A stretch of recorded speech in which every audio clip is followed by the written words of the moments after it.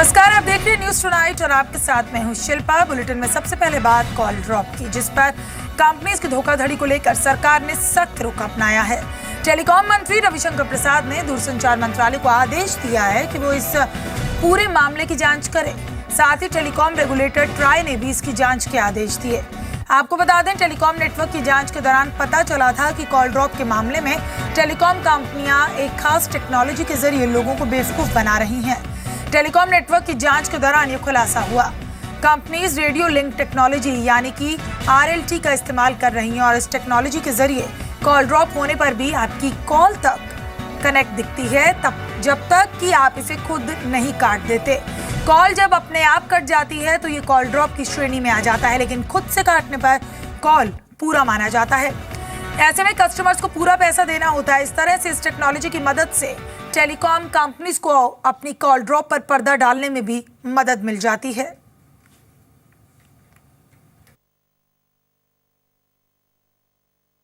देखिए, मैंने आज एक बात कहूंगा, इस विषय को हमने बहुत गंभीरता से लिया है। आज वो विषय छपा है, हमने विभाग को यहाँ आने के बाद निर्देश दे दिया है कि विभाग और ट्राई मिलकर इस विषय को गंभीरता से ले। लेकिन चूंकि आपने कॉल ड्रॉप का विषय उठाया तो मैं पहले ही स्पष्ट कर देना चाहता हूँ कि इसको मैंने बहुत गंभीरता से लिया था और अब तक पिछले लगभग 8-10 महीने में, जब से शुरू हुआ है जुलाई से अभी तक, लगभग 1 लाख नए साइट्स ऐड हुए हैं। 1 लाख देश भर में बाय प्राइवेट ऑपरेटर्स। हमारी मॉनिटरिंग थी कि सिस्टम ठीक होना चाहिए, तो 1 lakh new sites have been added. In Delhi alone 6,000 new sites have been added. देखिए, मैंने भी आज अखबारों में देखा है, मैं पता लगाऊंगा। मैं तो टेक्नोलॉजी का आदमी नहीं हूं, लेकिन मैं पता लगाऊंगा कि क्या वस्तुस्थिति है इसमें।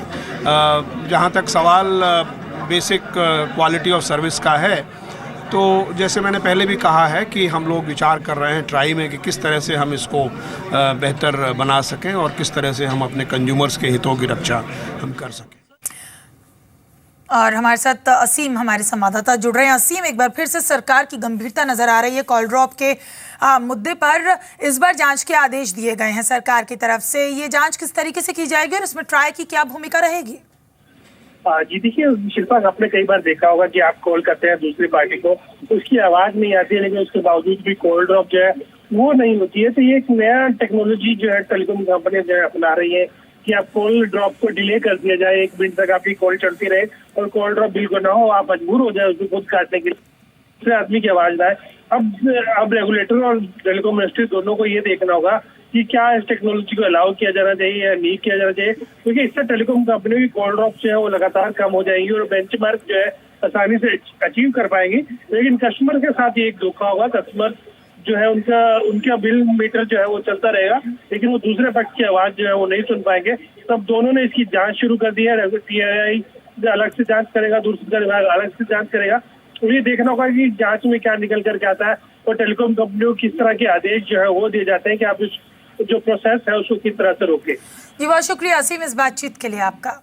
तो बढ़ते हैं आगे। टेलीकॉम रेगुलेटर ट्राई ने नेट न्यूट्रलिटी पर कंसल्टेशन पेपर जारी कर सभी पक्षों की राय मांगी और ट्राई ने सभी पक्षों से 6 सवालों पर जवाब मांगे हैं। ट्राई ने पूछा कि नेट न्यूट्रलिटी को लेकर किन किन मुद्दों पर समझौते किए जा सकते हैं। ट्राई ने कहा कि इसका जवाब देते वक्त क्षेत्र का भी ध्यान रखें। इस बारे में 21 जून तक लोग जवाब दे सकते हैं। कस्टमर्स की प्राइवेसी और राष्ट्रीय सुरक्षा को लेकर भी ट्राई ने राय मांगी है। इशूज जो नेट न्यूट्रलिटी के लिए आ सकते हैं उनको पहले फॉर्मुलेट करें, जिससे कि हमारा कंसल्टेशन पेपर पूरी तरह कॉम्प्रिहेंसिव हो। इसीलिए एज ए 1 मोर स्टेप हम लोगों ने बढ़ाया, उसमें हमने प्री कंसल्टेशन पेपर निकाला। इस प्री कंसल्टेशन पेपर में हमें यही अपेक्षा है सारे स्टेक होल्डर्स से कि वो लोग हमको अपना इनपुट देंगे, तो उसके बाद जो हम उसके आधार पर हम जो कंसल्टेशन पेपर बनाएंगे वो काफ़ी कॉम्प्रिहेंसिव हो सकेगा। तो 11 और शहरों में डीजल गाड़ियों के रजिस्ट्रेशन पर बैन लग सकता है। 7 राज्यों के 15 शहरों में बढ़ते प्रदूषण को लेकर एनजीटी ने सख्ती दिखाई। एनजीटी ने कहा कि वो डीजल वाहनों पर 11 और शहरों में बैन लगाने पर विचार कर सकती है। इसी के साथ एनजीटी ने कहा है कि राज्य सरकारें कल तक हर हाल में ये भी बताएं कि राज्य का सबसे प्रदूषित शहर कौन सा है, उस शहर में कितने वाहन हैं, शहर की कुल जनसंख्या कितनी है और ये आंकड़े इस महीने तक के होने चाहिए, पुराने नहीं। अगर कोई भी राज्य ये आंकड़े नहीं बता पाया तो एनजीटी राज्य के चीफ सेक्रेटरीज के खिलाफ वारंट जारी कर देगा। इस बीच सेंट्रल पॉल्यूशन कंट्रोल बोर्ड ने 7 राज्यों के 15 शहरों की एयर क्वालिटी का डेटा एनजीटी को सौंप दिया।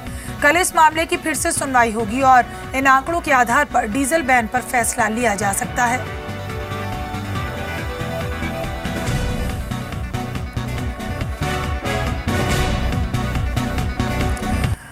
तो 11 और शहरों में डीजल बैन की संभावना पर वित्त मंत्री अरुण जेटली ने कहा है कि ये एक अस्थायी प्रक्रिया है। गौरतलब है कि एनजीटी ने 11 और शहरों में डीजल गाड़ियों पर बैन की संभावना जताई, जिससे केंद्र सरकार खुलकर विरोध में आ गई है।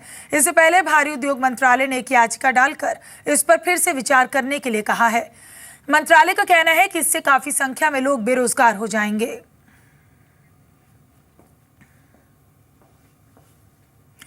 तो चलिए आपको बताते हैं डीजल कारें बंद होने का असर किस तरीके से होगा और क्या होगा।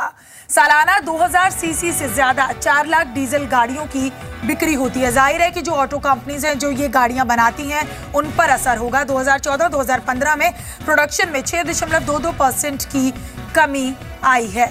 दिल्ली एनसीआर में बैन से 11,000 गाड़ियों का प्रोडक्शन घट गया है। तो डीजल गाड़ियां बंद होने का असर किस तरीके से होगा ये जान लीजिए। 5500 लोगों के रोजगार पर इससे असर भी पड़ेगा। जो ड्राइवर्स हैं जो डीजल गाड़ियां चलाते हैं, जाहिर है उनको भी इसका नुकसान उठाना होगा। 11 शहरों में बैन से 47,000 लोगों के रोजगार पर असर पड़ेगा। तो चलिए डीजल गाड़ियां बंद होने का असर किन कंपनीज पर पड़ेगा ये जानिए। Toyota, Mahindra and Mahindra, Mercedes Benz और उसके बाद टाटा। तो ये तमाम ऐसी कंपनीज हैं। BMW, जी हाँ, जो डीजल गाड़ियां 2000 सीसी के इंजन तक बनाती हैं, जिससे काफ़ी ज़्यादा नुकसान इन सभी कंपनीज को उठाना पड़ेगा। Toyota, Mahindra and Mahindra, Mercedes Benz, Tata और BMW। तो इंडस्ट्री ने डीजल गाड़ियों पर बैन करने का विरोध भी किया है। We hope that when the dust settles, everything will be cleared up and diesel vehicles will not have any unfair disadvantage in terms of its market potential that it has. That's all I can say right now. I must say, however, that the customer preference continues to be moving towards UVs. Looks a little bit different on our side. I have just made the reference to the shift in ratio between diesel and petrol as far as the Tiago is concerned. It's not related to the Supreme Court or to the NGC decision and the potentially upcoming further ban of an additional 11 cities as it was in the media today.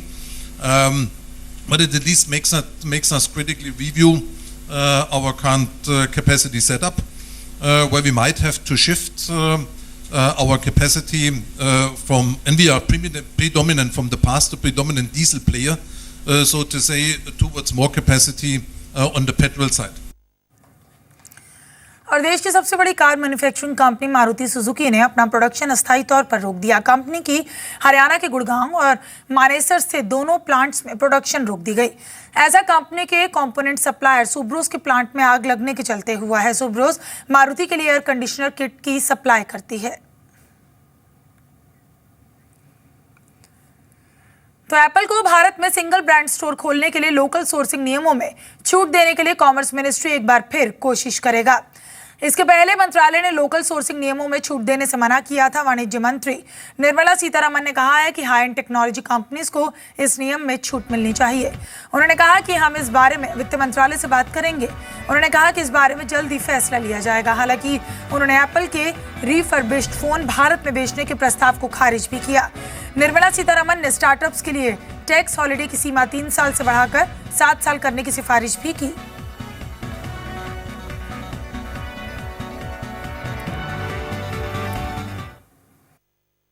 Single brand retail, high-end technology, and therefore for high-end product which are already in the market in India. We are already buying Apple. We have not restricted them from coming into this country and selling.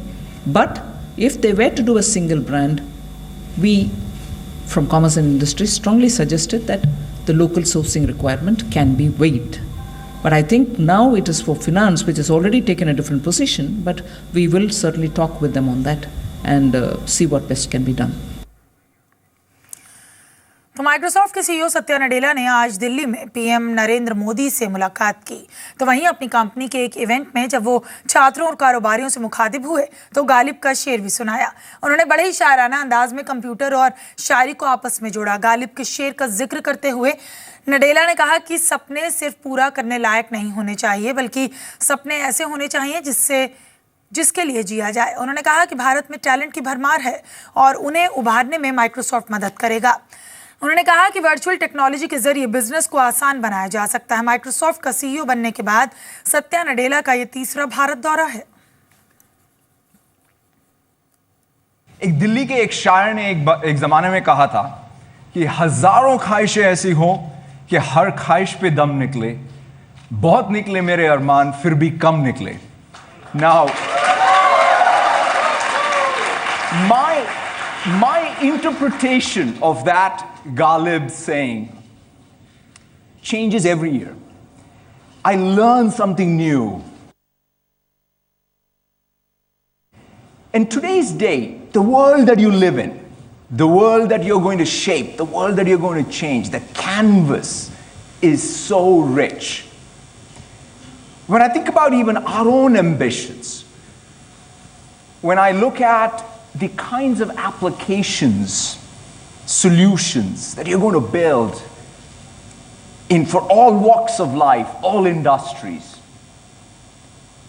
the level of intelligence that you're going to infuse into them is pretty stunning. Technology company Cisco के chairman John chambers ने PM Modi के growth plan की तारीफ की और कहा कि इससे सीख लेने की नसीहत उन्होंने दी है। चेम्बर्स का कहना है कि अब की बार जो भी अमेरिका का राष्ट्रपति बने उसे नरेंद्र मोदी की तरह ही इकोनॉमिक ग्रोथ प्लान का आउटलाइन तैयार करना चाहिए। सिस्को के चेयरमैन ने कहा कि पीएम मोदी के ग्रोथ प्लान को अमेरिका में भी अपनाया जाना चाहिए और चेम्बर्स ने मेक इन इंडिया और स्टार्टअप इंडिया कैंपेन की तारीफ की। चेम्बर्स ने भी कहा कि 2016 के अमेरिकी राष्ट्रपति पद के लिए डोनाल्ड ट्रंप चुने जा सकते हैं। तो सहारा और पीएसीएल जैसी पॉन्जी स्कीम्स पर लगाम लगाने के लिए केंद्र सरकार कठोर कानून लाने की तैयारी कर रही है। इस बारे में संसद के मॉनसून सत्र में कानून लाया जा सकता है। नए कानून का नाम banning of unregulated deposit schemes and protection of depositors interest bill होगा। इसमें विशेष अदालतें बनाने का प्रावधान है जो ऐसे फ्रॉड के मामले देखेगी। इस मामले में 5 साल जेल की सजा का प्रावधान किया गया, जबकि दूसरी बार पकड़े जाने पर 10 साल जेल की सजा होगी। अगर ये बिल पास हो जाता है तो करीब 1400 सोसाइटीज पर बैन लग जाएगा। बीजेपी सांसद निशिकांत दुबे के मुताबिक सरकार की कोशिश है कि देश में भविष्य में सहारा जैसी कोई कंपनी ना बन सके। अमरकोंडा मुर्गदंगल में कोयला आवंटन घोटाले में नवीन जिंदल की मुश्किलें और बढ़ गई।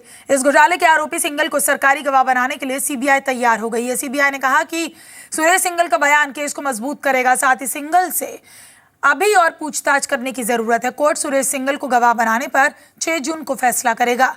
सुरेश सिंघल ने कोर्ट में कहा था कि उसके पास नवीन जिंदल और कई अन्य आरोपियों के खिलाफ सबूत हैं जिन्हें वो सीबीआई को देकर उसकी मदद करना चाहता है, इसलिए उसे इस मामले में सजा से माफी देकर सरकारी गवाह बनाया जाए। सुरेश सिंघल नवीन जिंदल की कंपनी जेएसपीएल को अपनी सेवाएं देते रहे। सिंघल पेशे से चार्टर्ड अकाउंटेंट है और जेएसपीएल के लिए काम करते हैं। तो वहीं जेएसपीएल को सुप्रीम कोर्ट से भी बड़ा झटका लगा। जेएसपीएल ने पटियाला कोर्ट के फैसले के खिलाफ अपील की थी।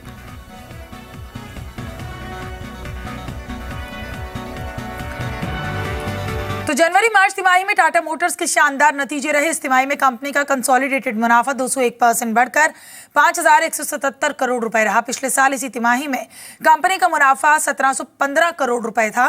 तो वहीं चौथी तिमाही में कंपनी की कंसोलिडेटेड बिक्री 67,290 करोड़ रुपए से बढ़कर 79,930 करोड़ रुपए रही। जैगुआर एंड लैंड रोवर के शानदार प्रदर्शन के चलते टाटा मोटर्स के नतीजे पर असर दिखा। जेएलआर का आपको बता दें पैट 56% बढ़कर 472 करोड़ पौंड रहा। जनवरी मार्च तिमाही में महिंद्रा एंड महिंद्रा का नेट प्रॉफिट 6% बढ़कर 584 करोड़ रुपए रहा। इस दौरान कंपनी की कुल बिक्री 15% बढ़कर 10,670 करोड़ रुपए रही। नई एसयूवीज और ट्रक की डिमांड बढ़ने से कंपनी ने बेहतर प्रदर्शन किया। देश की सबसे बड़ी ट्रैक्टर मैन्युफैक्चरिंग कंपनी महिंद्रा का कहना है कि मार्च तिमाही में ग्रामीण इलाकों में सेंटिमेंट खराब रहा, लेकिन मानसून सीजन में रफ्तार पकड़ने की उम्मीद है। It is not going to be possible for us to stay focused only on diesel vehicles or only on diesel engine. And we had started the process 4 years ago as we launched the KUV 100 with the petrol engine at the same time as we did the diesel engine. We have also announced that during this year we'll be launching the petrol engine on XUV and also on Scorpio. 5 कारोबारी सत्रों से बाजार में तेजी जारी है। आज के कारोबार में निफ्टी ने 8200 के स्तर को छुआ, लेकिन ऊपरी स्तरों पर बाजार टिकने में कामयाब नहीं रहा और दिन भर दायरे में कारोबार देखने को मिला। सेंसेक्स 72 अंक और निफ्टी 22 अंक की बढ़त के साथ बंद हुए। हालांकि मिड कैप और स्मॉल कैप शेयर्स में भी खरीदारी रही। मेटल माइनिंग और आईटी शेयर्स में आज सबसे ज्यादा खरीदारी देखने को मिली, तो वहीं रियल्टी शेयर्स में आज गिरावट देखने को मिली। अनाज के मिनिमम सपोर्ट प्राइस यानी एमएसपी को और इफेक्टिव बनाने के लिए नीति आयोग नई योजना पर काम कर रहा है। सूत्रों के मुताबिक नीति आयोग की कोशिश है कि किसान को फसल बेचने के लिए प्रोक्यूरमेंट एजेंसी ना ढूंढनी पड़े और सूत्रों के मुताबिक किसानों को एक ऐसा विकल्प दिया जा सकता है जिसके तहत वो मार्केट प्राइस पर अपना अनाज बेचें और मार्केट प्राइस और एमएसपी के बीच के फर्क का भुगतान सरकार करे।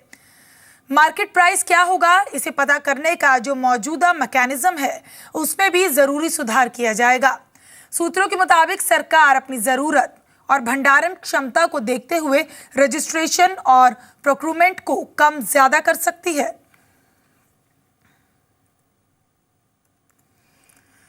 दो साल पूरे होने पर मोदी सरकार किसानों को तोहफा दे सकती है।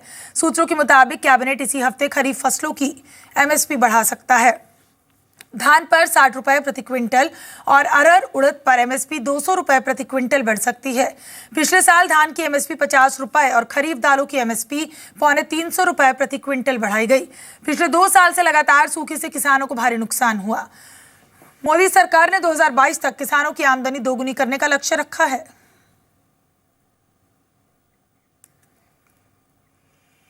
एसएल ग्रुप के चेयरमैन डॉक्टर सुभाष चंद्रा कल राज्यसभा के लिए नामांकन भरेंगे। डॉक्टर चंद्रा हरियाणा से निर्दलीय उम्मीदवार के तौर पर नामांकन भरेंगे। बीजेपी और अन्य दूसरे दलों के विधायकों ने उनकी उम्मीदवारी के समर्थन का भरोसा दिलाया है। डॉक्टर सुभाष चंद्रा हरियाणा से राज्यसभा का चुनाव लड़ेंगे। डॉक्टर चंद्रा मंगलवार को निर्दलीय उम्मीदवार के तौर पर अपना नामांकन दाखिल करेंगे। बीजेपी और दूसरी पार्टियों के विधायकों ने डॉक्टर चंद्रा को समर्थन का भरोसा दिया है। हरियाणा में राज्यसभा की 5 सीटों में से 2 सीटों पर चुनाव होना है। राज्यसभा की खाली हुई 57 सीटों पर 11 जून को चुनाव है। तो एआईबी के वीडियो में सचिन तेंदुलकर और लता मंगेशकर का मजाक उड़ाने को लेकर कॉमेडियन तन्मय भट्ट पर कानूनी शिकंजा कस गया है। राज ठाकरे की पार्टी एमएनएस ने मुंबई में तन्मय भट्ट के खिलाफ शिकायत दर्ज कराई है। मुंबई पुलिस के स्पेशल ब्रांच को मामले की जांच सौंपी गई है। पत्र देके शिवाजी बाग पुलिस स्टेशन में तन्मय भट्ट को तुरंत अरेस्ट किया जाए, ऐसे हमने मांग की है। शिवसेना ने आरोपियों को तुरंत गिरफ्तार करने की मांग की। बॉलीवुड हस्तियों ने भी वीडियो का विरोध किया।